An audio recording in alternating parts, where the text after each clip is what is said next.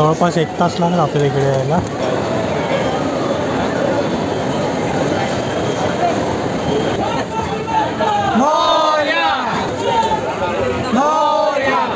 जर तुम्हाला ना लालबागच्या राजाचं मुखदर्शन जरा लवकर घ्यायचं असेल, एक छोटीशी ट्रिक आहे किंवा एक बायपास आहे जो तुम्हाला कमीत कमी 1 ते 2 तास वाचवू शकतो तुमचे. आज पहिल्या दिवशी लालबागच्या राजाच्या दर्शनाला जर येत आहे ना तर एवढे तास लागतील एवढं लक्षात ठेवा आणि मगच या, कारण पुढे पुढे दिवस वाढत जातील तर किती गर्दी होत राहणार. ही मूर्ती ना एकदम जुन्या काळातली जी मूर्ती होती ना त्याची फील देते.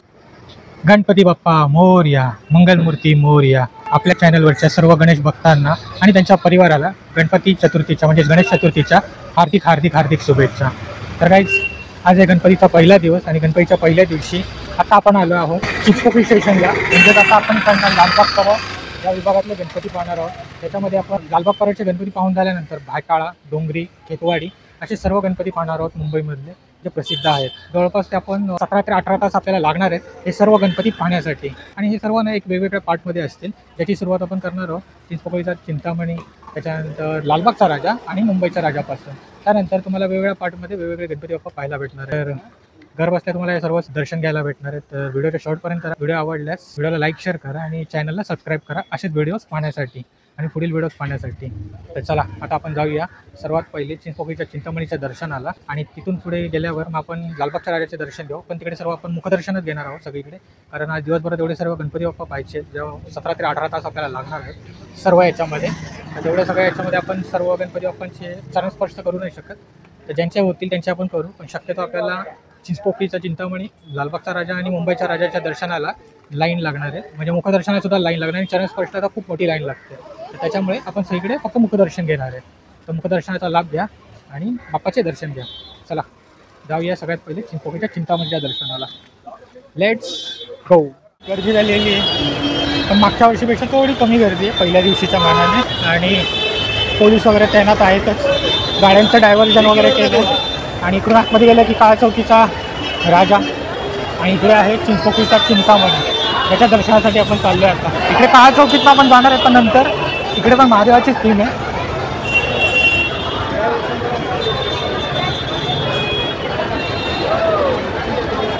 आणि इकडे आपले चिंचपोकळीचे चिंतामणी स्वराज्याचे छत्रपती संभाजी महाराजांच्या अवतारात.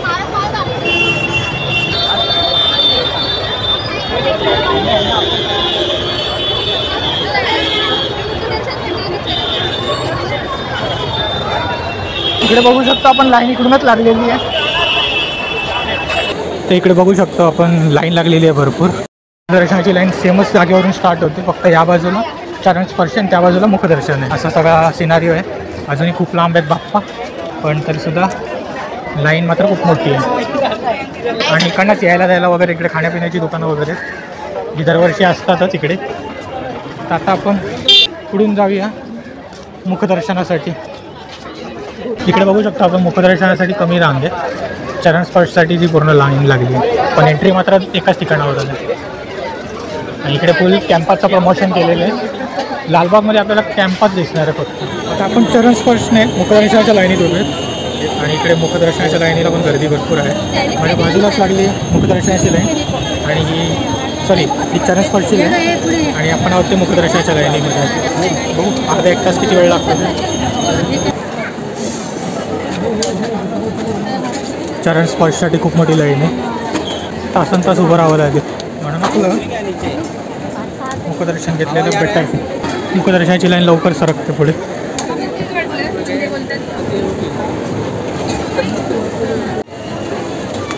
जवळपास 1 तास लागला आपल्याला इकडे यायला.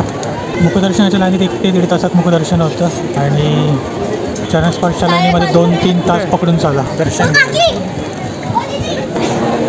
ते बघा ही लाईन आहे ना चरणस्पर्शी इकडून अशी खाली उतरते आणि मग वरती बाप्पाच्या दर्शनाला जातं. आणि ही मुखदर्शनाची इकडूनच वरून आपल्याला फोटो वगैरे घेता येतं, पाया पडे म्हणजे चेहरा वगैरे दिसतो. असं आपण दर्शन घेतलं कारण लवकर होतं नाही तर मग दिवस आपल्या इकडेच जाणार. चिंतामणीच्या दर्शनात आलेले भाविक भक्ती सावंत जर कुठे असतील तर त्यांचे सिद्धेश सावंत हे वाट बघत आहेत. चिंचपोळी उत्सव मंडळाच्या कार्यालयाजवळ वाट बघत आहेत सिद्धेश सावंत.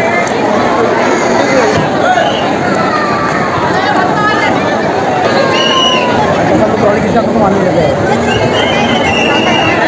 मैं सुबह के लिए निकलेंगे सुबह, दूसरे दिन सुबह डूबता है 8 बजे डूबाएंगे।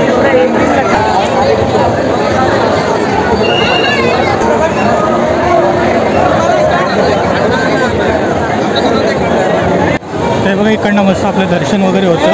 खाली गर्दी बघा भरपूर झालेली आहे. समय समजलं ना. तर जवळजवळ 1.25 तासामध्ये मुखदर्शन झालं आणि जवळपास 2-2.5 तास ते 3 तास पकडा, 4 ताससाठी वेळ लागेल. असं आहे चिंतामणीचं. बघू शकता आपण पाठीचे चिंतामणी, चिंचपोकळीचा चिंतामणी. तर अशा प्रकारे आपलं झालं चिंचपोकळीच्या चिंतामणीचं दर्शन. आता आपण जाऊया लालबाग आणि लालबागच्या राजाचं दर्शन घेऊ, मग जाऊ मुंबईच्या राजाच्या दर्शनाला. लालबागच्या राजाच्या मुखदर्शनाची लाईन बघा केवढी आहे. बघूया आता किती वेळ होतं, काय लागतं. मुखदर्शनाची लाईन इकडनं सुरू होऊन परत इकडनं अशी पुढे जाते. खूप लाईन आहे यावर्षी लाईन काळाजोकीचं पण खूप पुढे गेली. आणि इकडे पोलीस पण उभे आहेत लाईन मॅनेज करायला. तर इकडनं सुरू होते मुखदर्शनाची लाईन आणि इकडनं अशी कंप्लीट होते. खूप वेळ लागतो यावर्षी खूप. आणि पहिला दिवस असल्यामुळे उद्या सुट्ट्या नाही, त्याच्यामुळे बरेच जणांनी आता निर्णय घेतला असावा की आजच जाऊन दर्शन करावं, मुखदर्शन तरी. येणार असाल तर थोडा विचार करूनच या. लालबागच्या राजाच्या लाईनीतच तुम्हाला कमीत कमी मुखदर्शनाच्या लाईनीला 5 ते 6 तास लागणार आहेत. अदरवाईज सकाळी 5-5:30ला आलात अर्ली मॉर्निंग तर तुम्हाला गर्दी कमी मिळेल, कारण मोस्टली लोक लाईनीत उभे होऊन दर्शन घेऊन जातात. जास्त करून लालबागलाच येतात ना, त्याच्यामुळे लोक निघून जातात. तर फायदा होतो आपल्याला. कदाचित तुमचे कमीत कमी 2-3 तास तरी वाचतील सकाळी लवकर आलात तर. म्हणजे रात्रीचं दर्शन वगैरे घ्यायला आलं तर बाकीचं दर्शन करून घ्यायचं आणि मग लालबागच्या राजाच्या दर्शनाला यायचं. बराच वेळ लागला इकडे यायला. एवढी गर्दी आहे, भरपूर गर्दी आहे, भरपूर.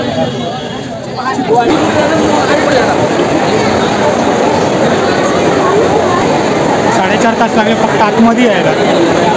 4:30ला काय 4ला सुरू केलं, 8-8:30 वाजले आणि आतमध्ये आत्ताशी आले झिकझॅक लाईन. म्हणजे आतून 3 तास लाईनीत उभं राहावं लागेल. लालबागला यायचं तर विचार करून यायचं. यावेळी मुखदर्शनाला फक्त 6-7 तास लागतात लाईनीत. नॉर्मली 2 ते 3 तास 4 तास लागायचे. आता 6-7 तास 8 तास पण पकडू शकता.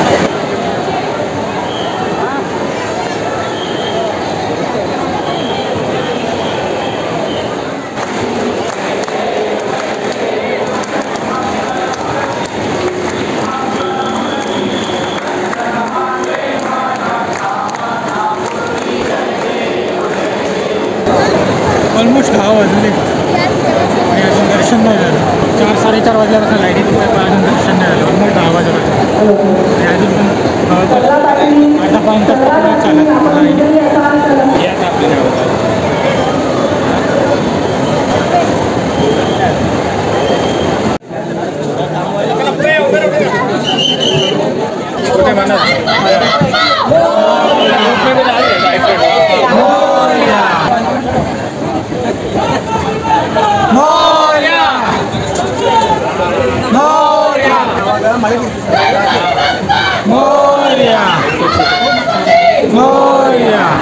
लाइटिंग तर एकदम भारीच केली. रात्रीची एकदम मस्त दिसते.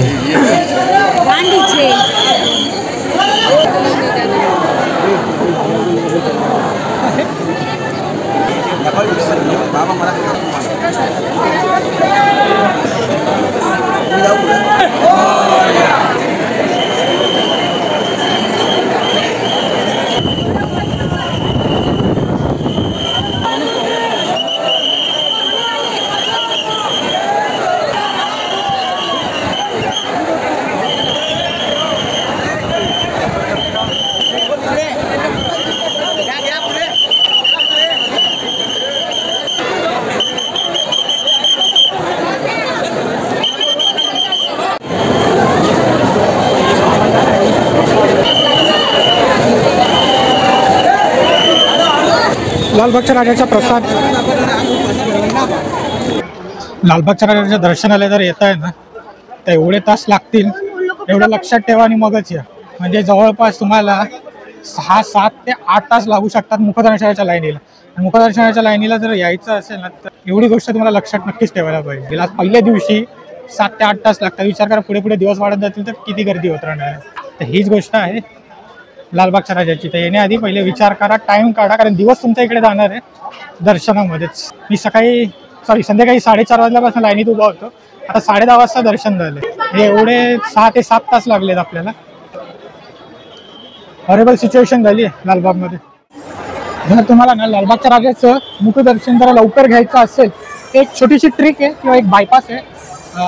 ज्यांना बालगणेश चाळ माहिती आहे, तिथल्या राजाचं दर्शन जर घेतलं तर तुम्ही पुढूनच त्या बिल्डिंगमधून मुखदर्शनाच्या लाईनीला जायला एक बायपास आहे, जो तुम्हाला कमीत कमी 1 ते 2 तास वाचवू शकतो तुमचे लाईनीमधले.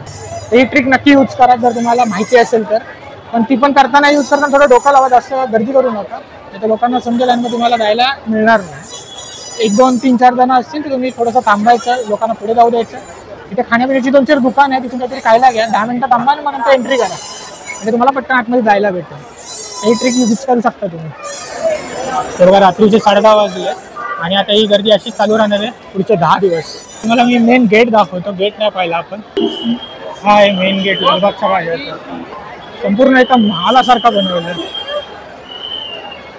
श्री गणेशाचा लालबागच्या राजाचा महाल.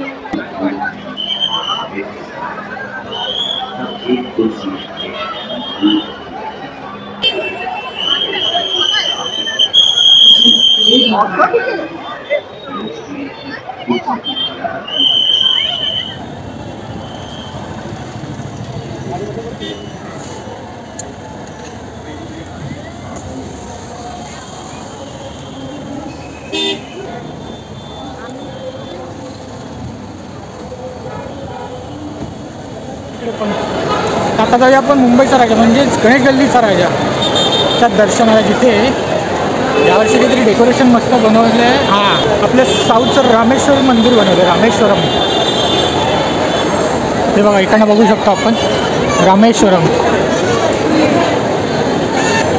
आणि इकडे सगळी मुखदर्शनाच्या 5ची लाईन लागलेली आहे. आणि इकडे रामेश्वर मंदिराचं कळस मुकुट.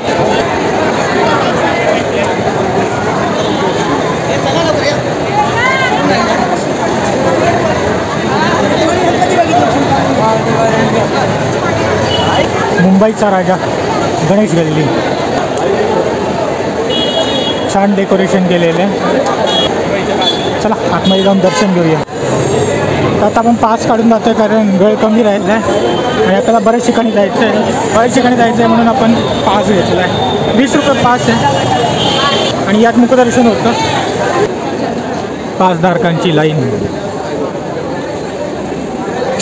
सर्व गर्दी ना इकडे लालबागलाच जास्त आहे. लालबागच्या राजाला, मुंबईच्या राजाला एवढी गर्दी नाही आहे. हे बघा नॉर्मली जे लोक आहेत ना ते सुद्धा खूप कमी लाईन आहे. नॉर्मली बाहेरपर्यंत असते, आता ही थोडीशीच लाईन आहे. तरीसुद्धा वेळ जाणार म्हणून मी थोडंसं पास काढून पळतो आहे. मूर्तिकार दीनानाथ वेलिंग प्रवेशद्वार. रामनाथ स्वामी मंदिर, ज्याला रामेश्वर पण म्हणतात, 4 धामपैकी 12 ज्योतिर्लिंगपैकी एक.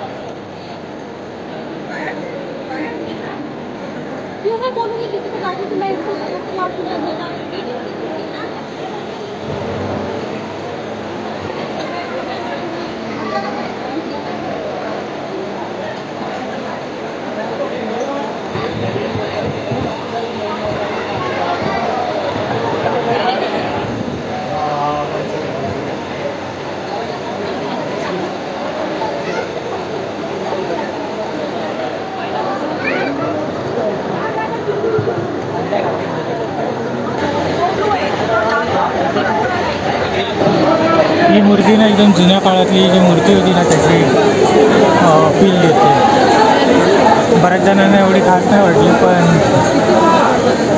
जबरदस्त मूर्ती आहे. जुन्या टायमामध्ये अशी मूर्तीचा चेहरा होता.